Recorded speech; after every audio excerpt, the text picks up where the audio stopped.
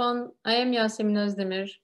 First of all, I want to thank to Professor Patricia Valerio and Dr. Banu Yeşilbek for their kind invitation. Here we are in the first International Online Congress of Biofocus Organization. Today, I want to talk about Dr. Pedro Planas' laws of fascial development and how we can apply these laws into our daily practice.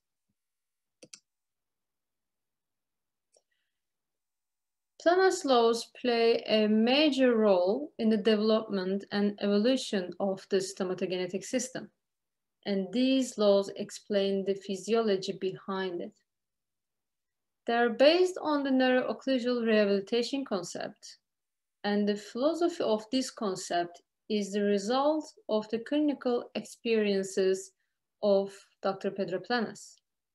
However, his observations have been proven by many other brilliant researchers in time. Planas studied and described the physiology of the masticatory function. He noticed that insufficient mastication causes a series of alterations of the alveolar bone and the other dentoalveolar components. He also observed that neuroocclusal rehabilitation is achieved only by stimulating a correct masticatory function, and it is essential for the neutral morphology of the stomatogenetic system. So what are those laws? They are a group of growth events related to functional stimulation. Planas has explained them in all dimensions. And they are sagittal and transversal development law, Planas' law of the vertical development, occlusal plane situation law, and Planas' law of the minimum vertical dimension. I will explain them all one by one. Let's start with the sagittal and transversal development law. Here we have a chewing simulation. And while chewing, we have a working side and non-working side. This is the working side in this simulation, and here is the non-working side. And on working side, the neural excitation in the periodontal proprioceptors leads to the transversal growth on this hemimaxillary arch. You can see this green arrow here. Working on the right-hand side causes a transversal growth on the right hemimaxilla. On the other side, which is the non-working side, lateral pterygoid muscle is working on the condyle and produce neuroexcitation that leads a sagittal growth on hemimandible on that side. So the condylar movement and this large lateral movement of mandible leads the anteroposterior growth on that side. Let's check from the back view. Can you see the movement of lateral pterygoid muscle here? The effect of this muscle is directly on condyle. And the result of this effect is a sagittal growth of hemimandible on the non-working side here. So this is the mechanism of unilateral asymmetries caused by unilateral chewing. Of course, there are other many reasons for fascial asymmetries, but to understand this mechanism is very important because it gives us the chance to correct it easily, especially in the early ages, in children. So the unilateral chewing causes a greater growth of the mandible on the balanced side and the maxilla on the working side.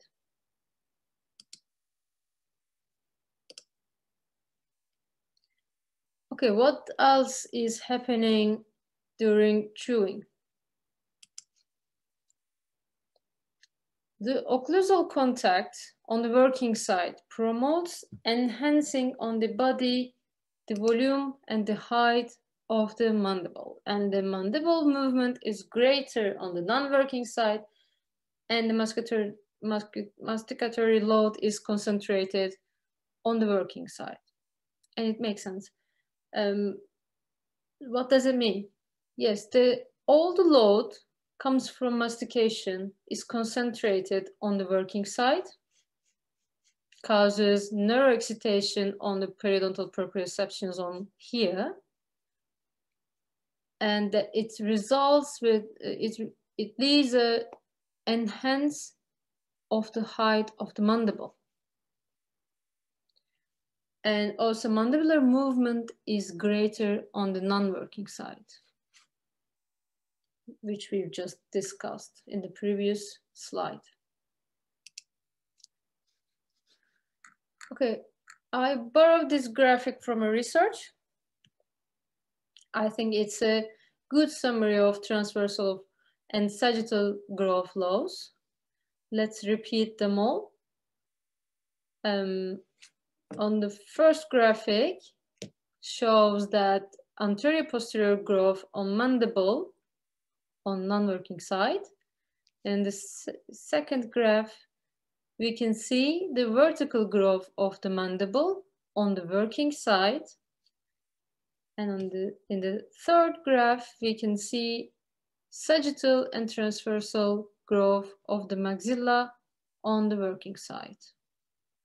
So as Borton and friends conclude in this research, to have physiological masticatory movements, we need the diagonal transversal movements of the hemimandible on the non-working side and the sufficient intense dental contact on the working side.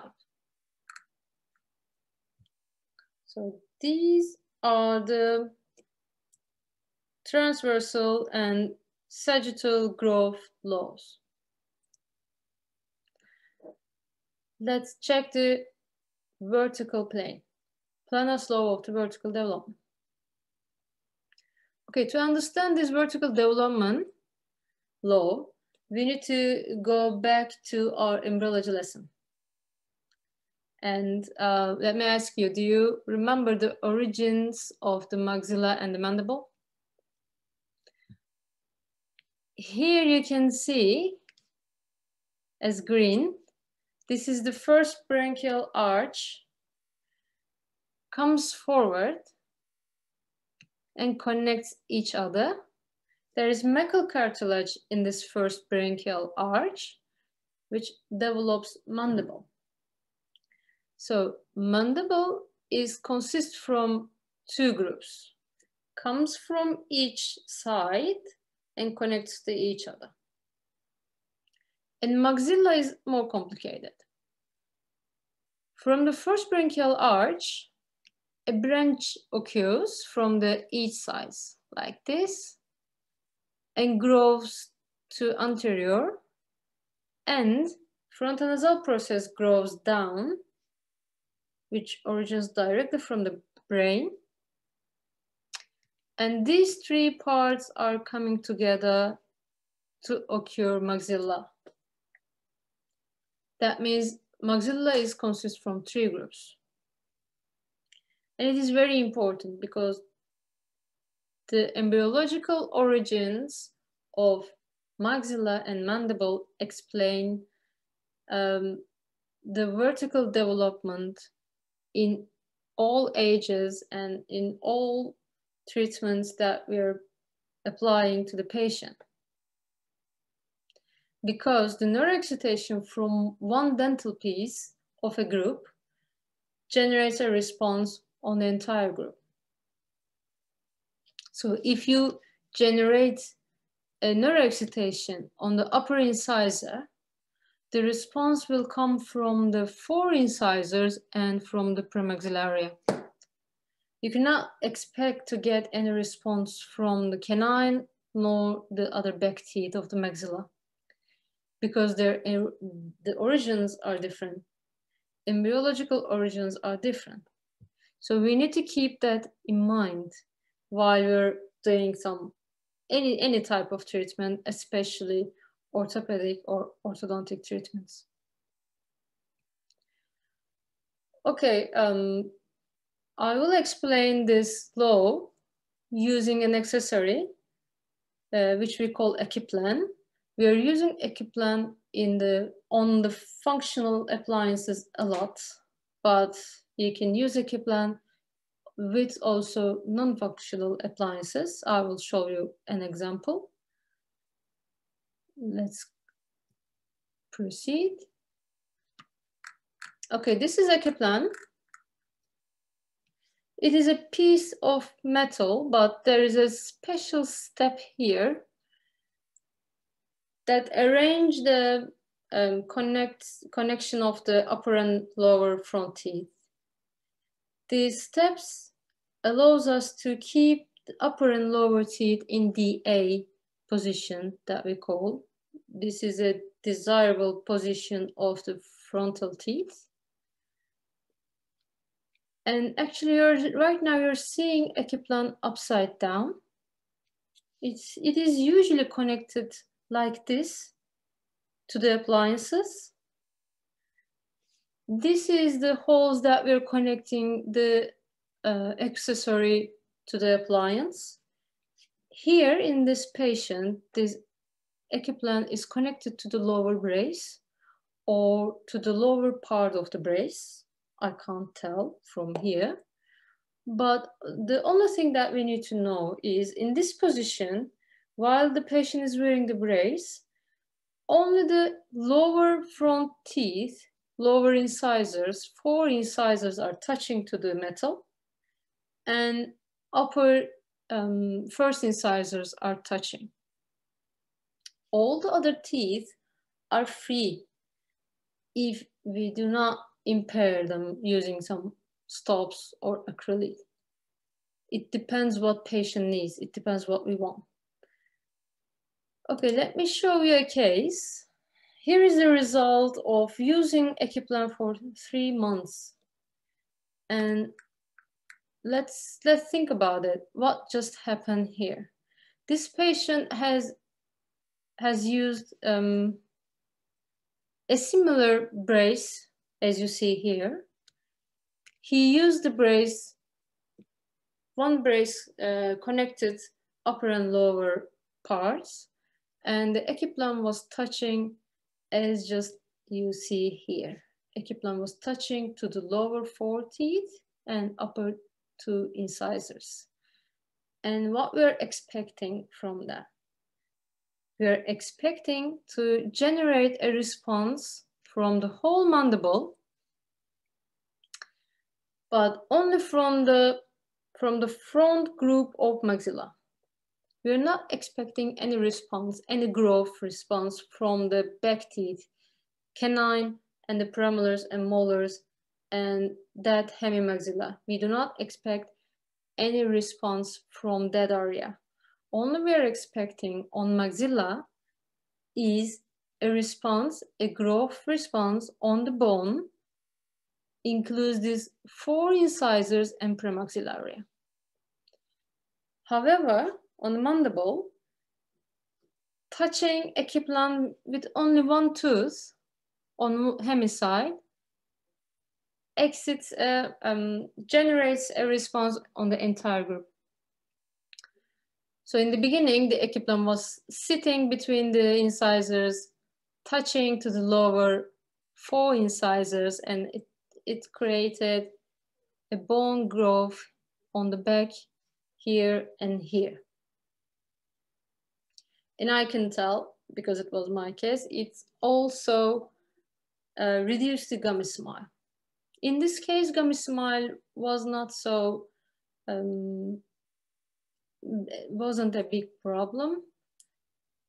It's not noticeable, but we are using Ekiplan to solve the gummy smile in many cases.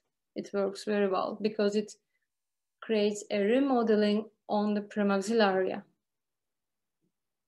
Okay, this case was permanent teeth, but he was still growing, yes, because he's a teenager. But here I will show you an adult case. Yes, in this case, she was late 20s, early 30s. She was not happy of the height of her smile.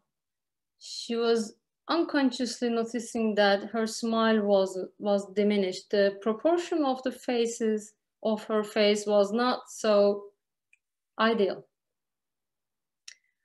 So she had a reduced proportion on the lower 1/3 of the face.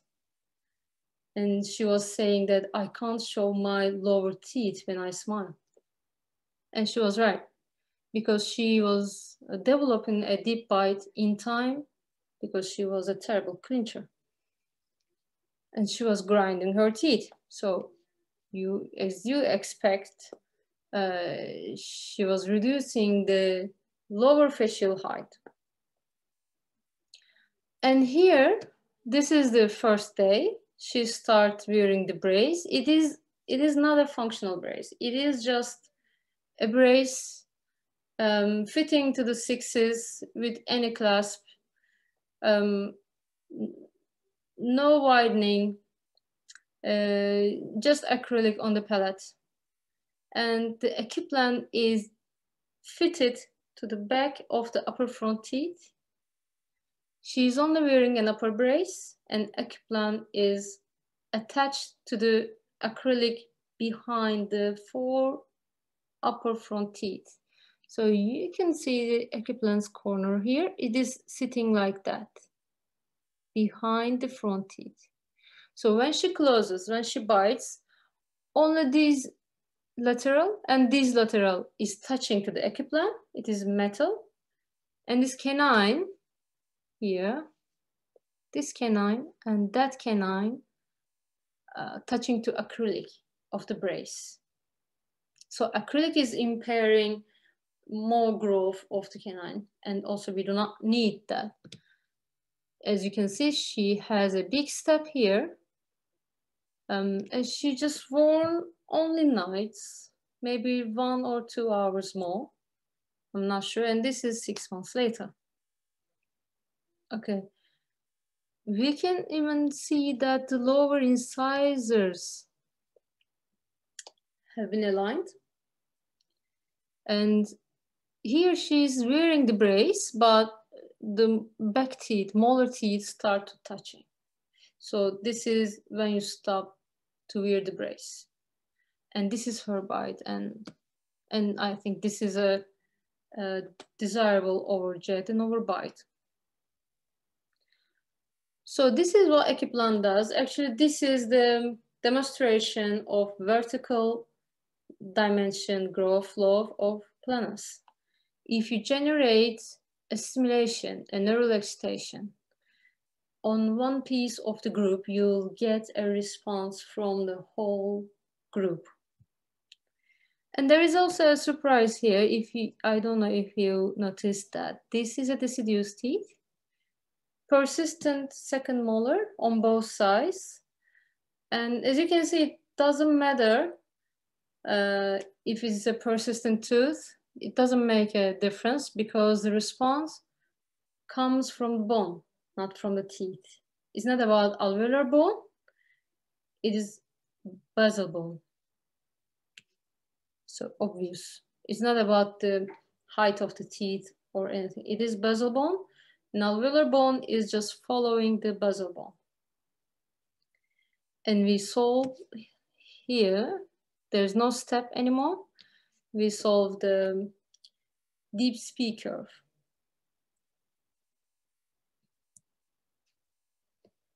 Okay. Here we have the next law is occlusal plane situation law. It is a law defined by Dr. Pedro Planas, but it is easy to understand for us, this law, because it makes sense. It says the alveolar bone follows the basal bone during its remodeling, which caused by the functional stimulation on the occlusal plane.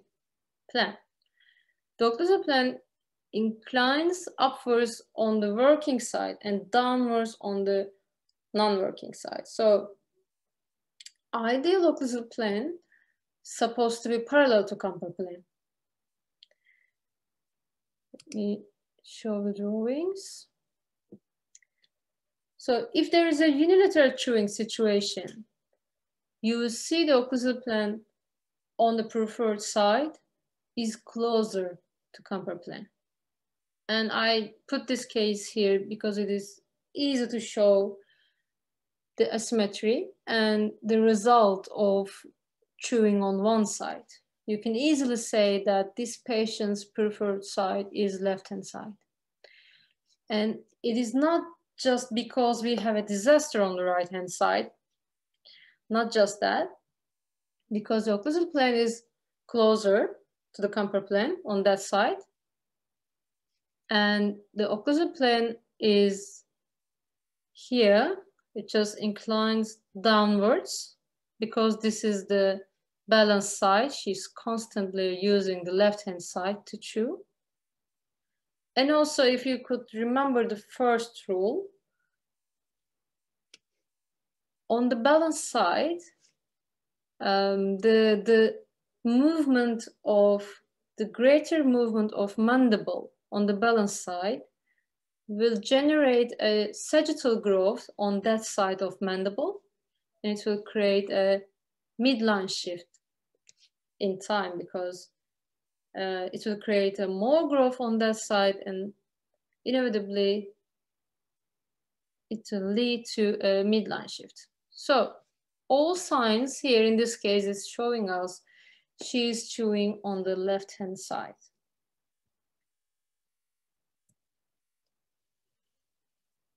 And this is the last law that I will explain. This is also easy to understand, makes sense. This is something that we see every day, maybe in our clinics. It is so common. And what is that?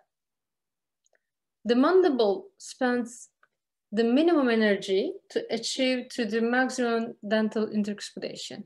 Thus, prefers to chew on the minor vertical dimension side. What does it mean? Well, I draw these lines to be more visible for us, to make it more visible. And if you could just compare them, one side is easier to go. We call them masticatory angles. The masticatory angle on the left-hand side in this patient is smaller than the right-hand side. That means it is easier to go to that side. So that creates a preferable side again, and that can end up with unilateral chewing. And also, it makes sense because it is a general rule in nature. All creatures are programmed to spend less energy to get the maximum calorie. And that rule applies to our masticatory system as well. So if you have an easier side to go, you'll just chew on that side unconsciously. This is an unconscious choice that patient made every time. And you can also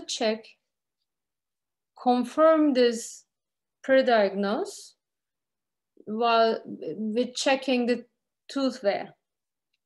If we could just check the tooth wear here and the other side, the wear is here bigger, and these canine has not enough physiological wear. So this patient is chewing on the left-hand side all the time. We can assume it.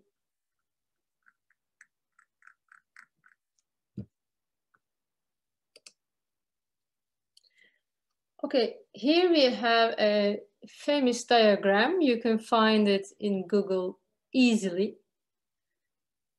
The keywords for direct tracks of planas is pistas striatas. You can easily find this image because it is showing us all the laws in one graph, and it's a let's do a brain storming with this graph. So we can summarize all of them in one slide. In this case, let's check the vertical dimensions first. This is the last law we've talked. This patient has a smaller angle on the left-hand side, and it is more difficult to go to the right-hand side because vertical dimension is bigger on the right-hand side. So preferred side is left for this hypothetical case. And that causes, let's start from the beginning, that causes a sagittal growth, the more sagittal growth on the non-working side on mandible, and it will lead to a midline shift in time. And also the height and volume and body of mandible on working side will be greater. The neuroexcitation will enhance the volume and body of the mandible on the working side. And the maxilla will get a bigger transversal growth on the working side. And in the end, the occlusal plane will be closer on the left-hand side to the Camper plane. Yes. So all four laws are here in this graph. Midline shift, occlusal plane, vertical dimension law, everything is here. Okay, so what we can learn from these laws? What the clinical and practical conclusions should be? Let's extract some concepts from these laws. Lateral protrusive movements and an adequate occlusal impact are essential for the functional demand adaptation, and it happens all the time. Yes, functional adaptation happens all the time. That's important. From the day that first incisors erupted, we need lateral movements and a sufficient occlusal impact for enough stimulation for a natural growth. From the day one, it's important to have a balanced chewing.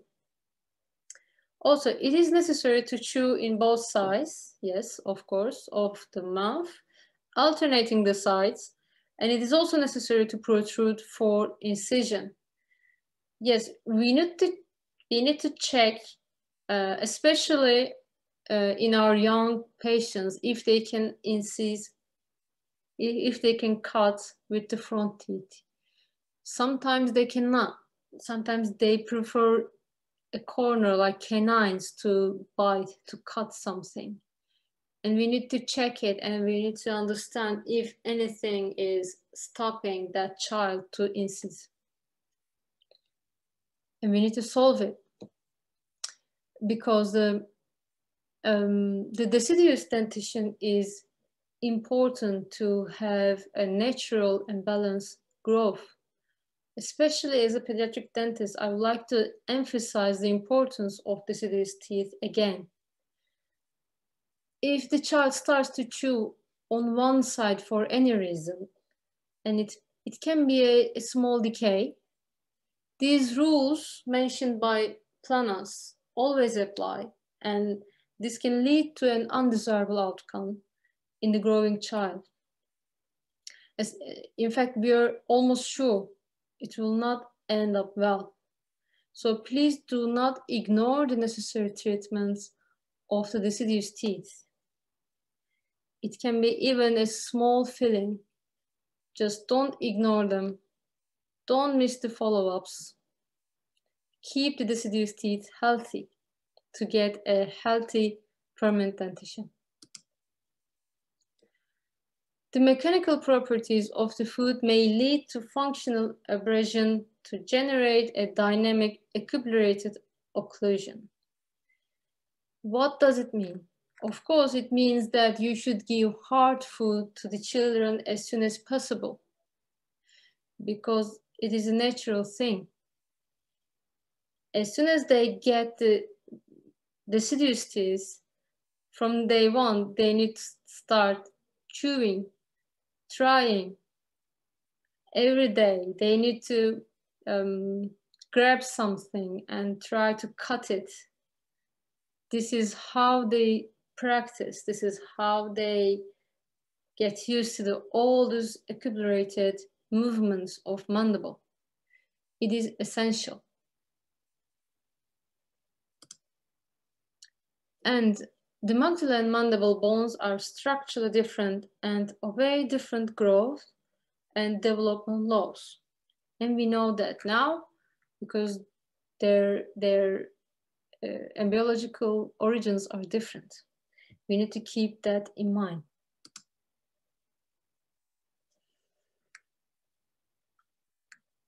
Okay, until now, that was a theoretical part. I hope I was able to explain them clearly. And I hope it wasn't so boring. Now I'll try to show some cases that we can apply these laws in our daily practice. Yes, we are using Planas Directrex on deciduous teeth, mainly to correct the unilateral crossbites. But does that mean that as soon as we detect a unilateral crossbite on a child, we need to apply the Trex right away? The answer is no. Before doing anything, we need to manipulate the mandible. We need to check the manipulated position of the mandible, which is the most posterior position that patient can go naturally. And it should be natural.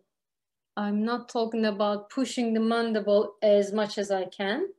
No, it's not that. It should be natural and patient can do it. But as you can see in this image, I didn't crop this image for a purpose. I'm trying to show you what I'm doing here. You just say to the patient, open a little bit, then you just shake the mandible, shake, make it relaxed, and say close. While the patient is closing, just push a little bit, not much, a little bit, so that we can understand if this crossbite is positional or is it a skeletal crossbite, because it is important. There will be two different approaches if it is a positional crossbite or it is a skeletal crossbite. And also, you'll detect the root cause of the unilateral crossbite, which is here the interferent contact on canines. So that means as soon as you can see that, you will understand where to make the selective grinding. In this patient, the lack of physiological roar caused a unilateral crossbite because she cannot chew like that. She needs to find the maximum intercuspidation to be able to chew, which is right-hand side for this patient because it is easier to go to that side for some reason. And this is the steps to apply a Directrec. You need to determine the premature contacts first, remove them, and then you need to incline the planes. So the minimum vertical dimension would be on the opposite side. Okay, you follow the same steps to apply a resin composite, but the inclination is important and the thickness of the track is important. As you can see, sometimes it can be absorbed like this because we are trying to break a habit of this patient. It is unconscious for them to chew on that side. Remember, these are the children only 6 years old, 5 years old, maybe less. there is no consciousness of this chewing. So we're trying to break an unconscious choice. So tracks should be thick enough to prevent the fracture as well, and also to impair the mandible to go to preferable side, so that the vertical dimension is smaller on the other side.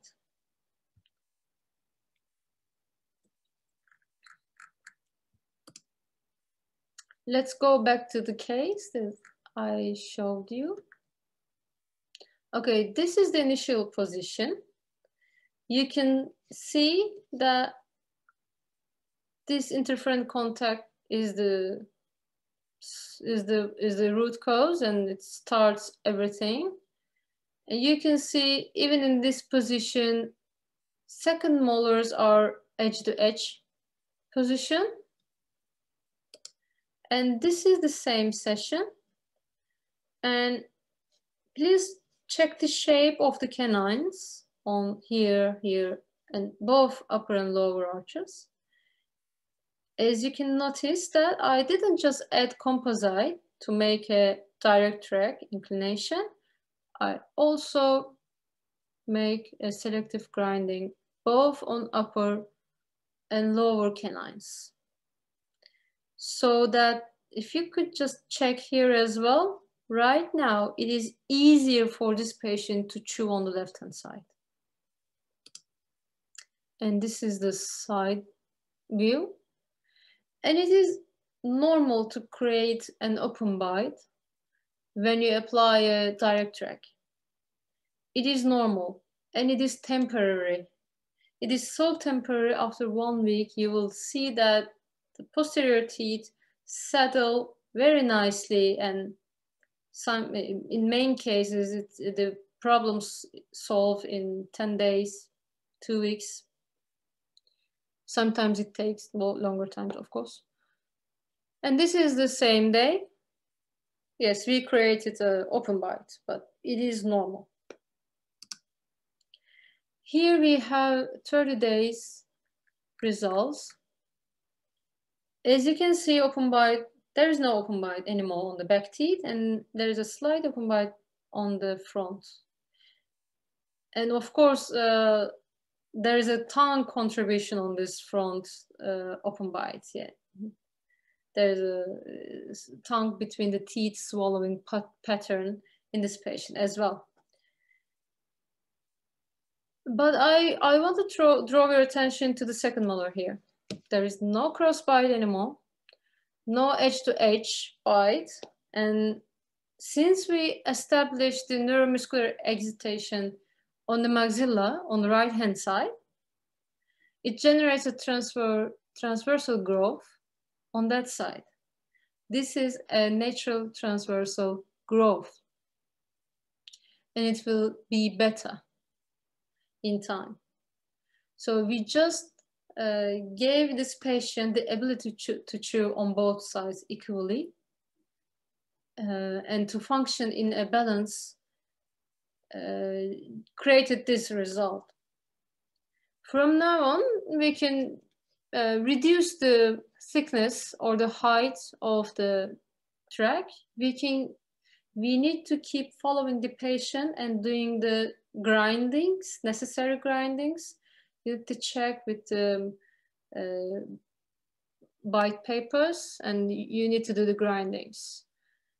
It's not just a 30 days follow-up usually. And here, another patient. We have a patient with terrible deep bite. And one of the biggest issues we face with is deep bite in Turkey.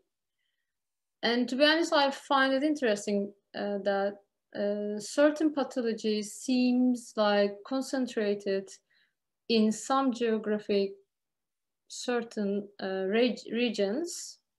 I don't know why, I'm not sure, but it looks like because we're facing with deep bites a lot in Turkey. And we can solve deep bites at this age in early mixed dentition like this. Also, this patient was suffering from pain caused by the lower six biting the opposite gum. Can you imagine lower six is just erupting and immediately starts to bite the opposite gum.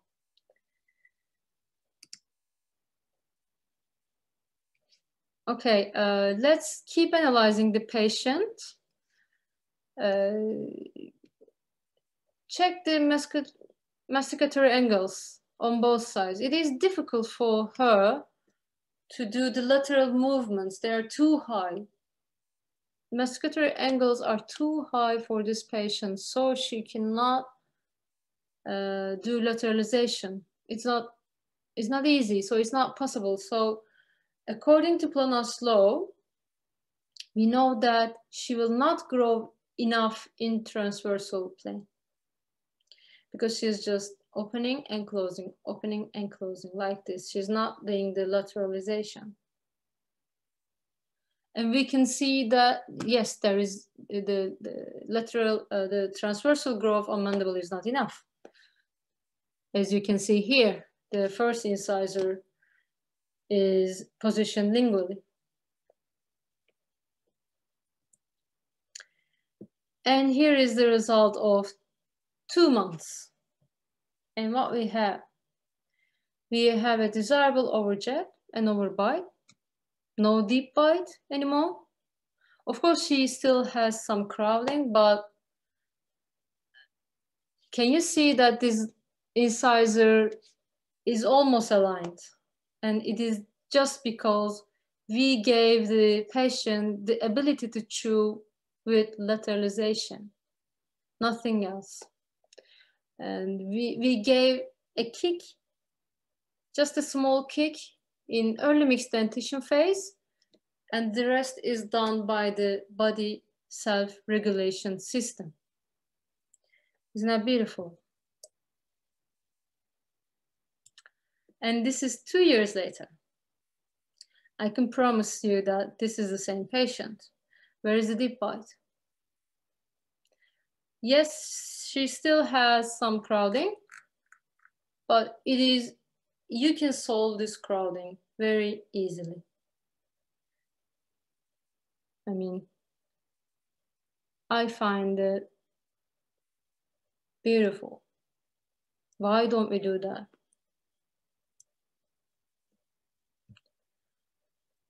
And this case is a good example to show how to prepare the direct tracks on the models. Previous cases they were the examples to make the direct tracks on the chair in the first session. I performed the direct tracks in the mouth, but there is a limitation to do that because the patient should be ready, should be cooperative. And as you can imagine, children have usually 20 minutes patience on the chair. And you need a good isolation of saliva and everything. And if you think that it is not possible for the patient, you don't need to give up to do a direct track. You can just take an impression and do in the laboratory and apply in the mouth in the second session in 5 minutes or so. And you can also choose these beautiful, colorful compomers.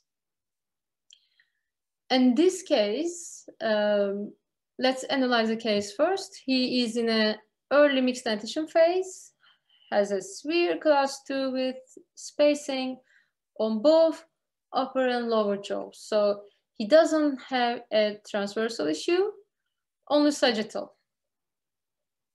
That means we need to send the mandible forward. So you can also see here,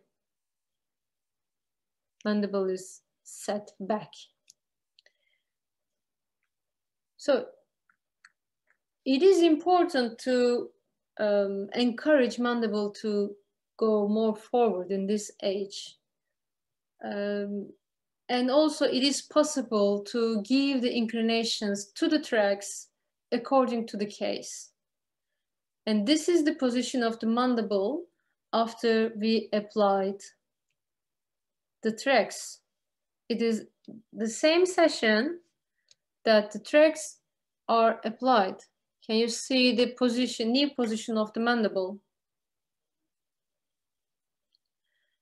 And this patient will keep growing on that position. And how we do that?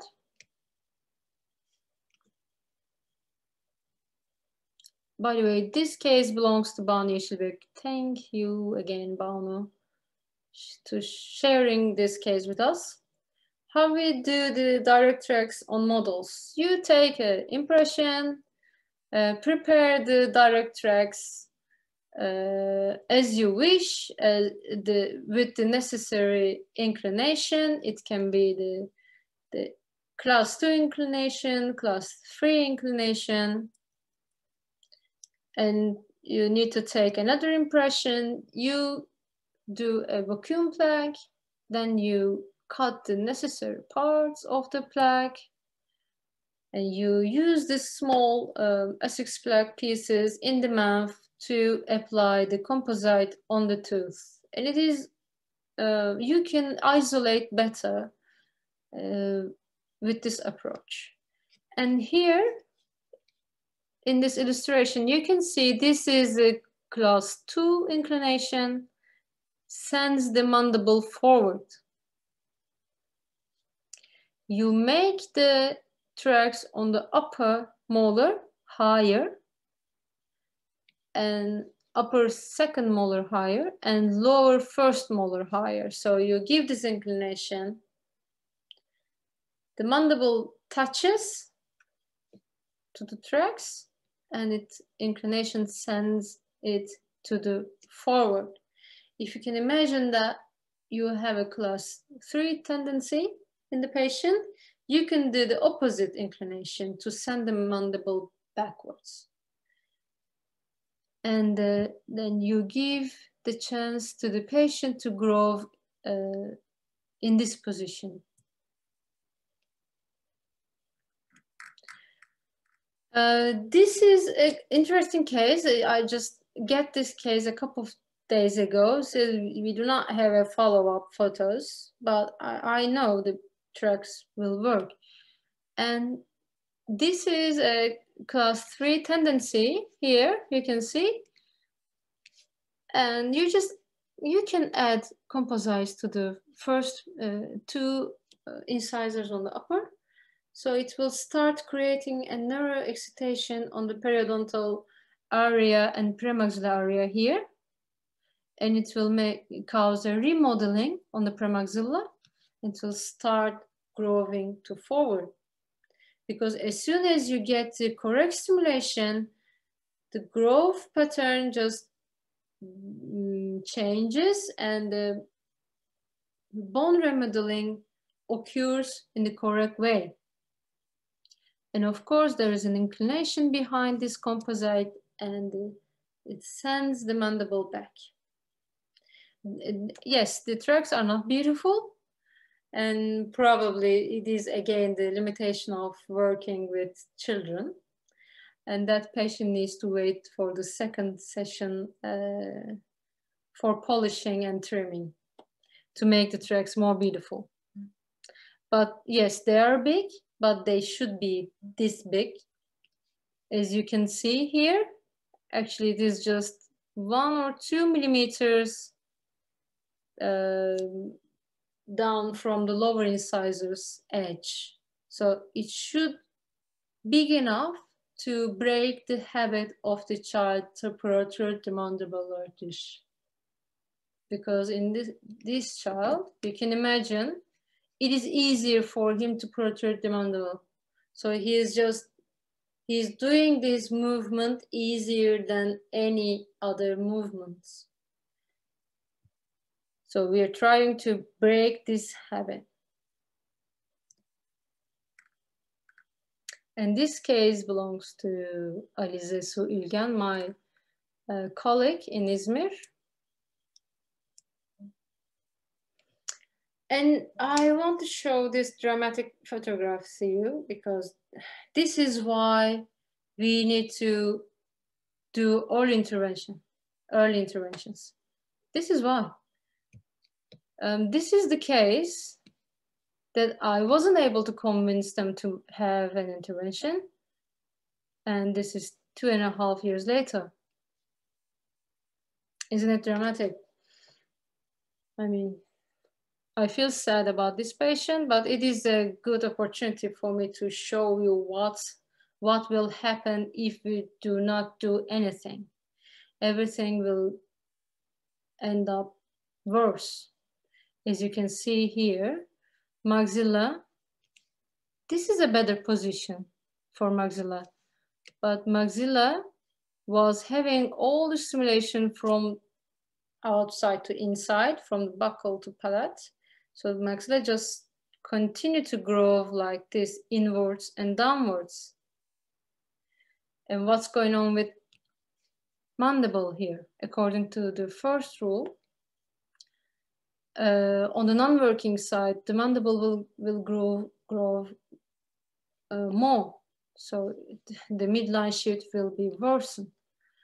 So this is a good example to the cases that we do not do anything to prevent it. Okay, from this lecture, these are the things that I hope you will be able to keep in your mind. We should always consider the physiology. So this refers to neuro-occlusal rehabilitation. We should stick to the basics, keep the physiology in mind all the time during our practice in clinics. We should check the maintenance of homeostasis of masticatory system, which means we need to check lateral movements and incision.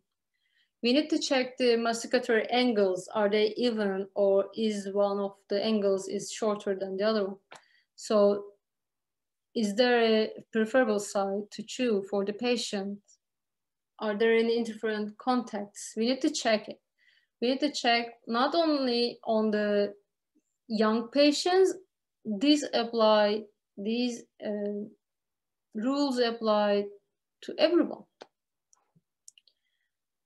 So please intervene as soon as possible, as early as possible. And what you can do selective grindings. We must do it, actually. I don't think it is optional. This is our duty. We need to do the selective grindings if the physiological grindings are not enough, are not appropriate.